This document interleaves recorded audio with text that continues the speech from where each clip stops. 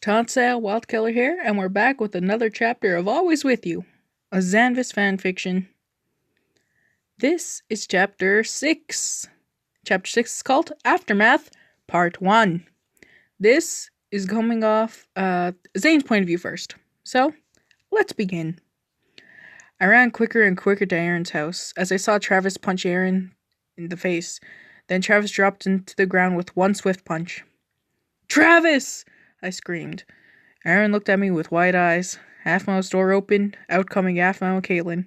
I looked over at the raven-haired girl and frowned. I'm really hoping that they don't break up. "What happened?" Half-Mouth and Caitlin asked in unison, catching up to me. "Travis punched Aaron and then Aaron knocked out Travis," I huffed and puffed. Half-Mouth looked horrified, and then she ran up to Aaron. I followed suit and picked up Travis in my arms. "I'm taking him home," I told them. Half-Mouth nodded and she consoled Aaron, who was still angry from the ordeal. I walked back to my house. Travis hung over my shoulder. He was out cold. Figures he'd do something so stupid like this. But oddly enough, it made me love him a little bit more. I opened the door slowly and laid Travis down on my couch. I walked into the kitchen and poured a glass of water. Humming air catcher. I looked over at Travis, still knocked out. His white hair was draped over his face and his mouth was wide open.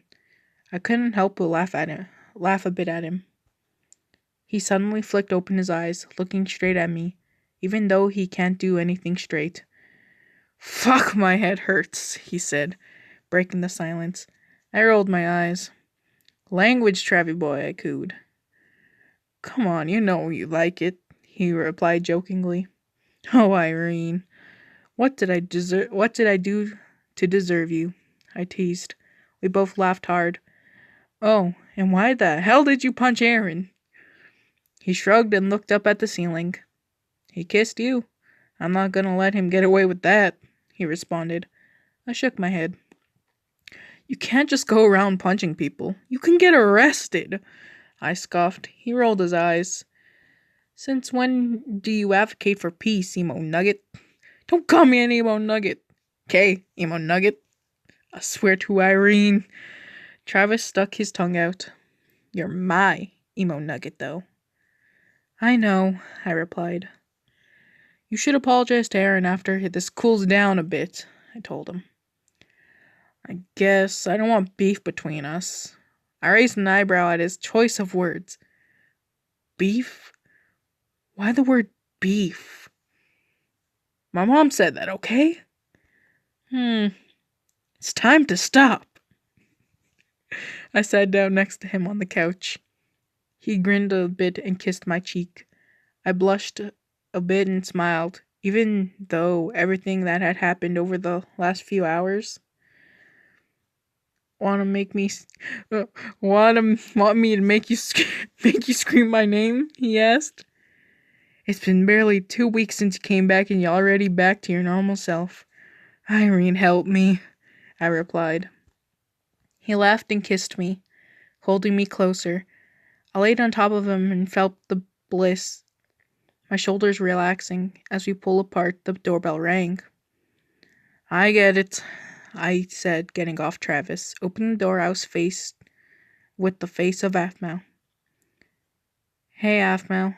Half-Mouth looked extremely nervous, though she was determined. "Hey, Zane, we need to talk," she said quietly. I nodded and let her in. She sat down on the couch. Travis raised an eyebrow at me, looking at Half-Mouth, then back at me. I shrugged, and he nodded.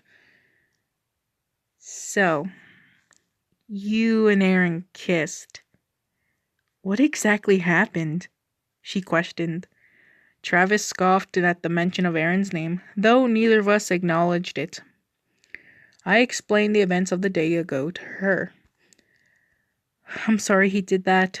She placed a hand on her face as a tear rolled down her cheek. I got up and hugged her.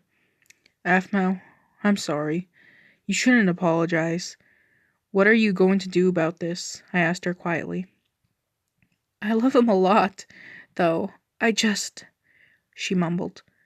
"I can't believe he did that." I nodded and embraced her close. as she cried into my shoulder. Travis looked at her and I, concerned. Aphmau, follow your heart, Travis said abruptly. We both looked at him. Thanks, Travis, she replied, wiping away her tears. I did, and I ended up with the love of my life. You'll be okay, he said. I blushed and smiled. I'm lucky to have someone who loves me as much as he does.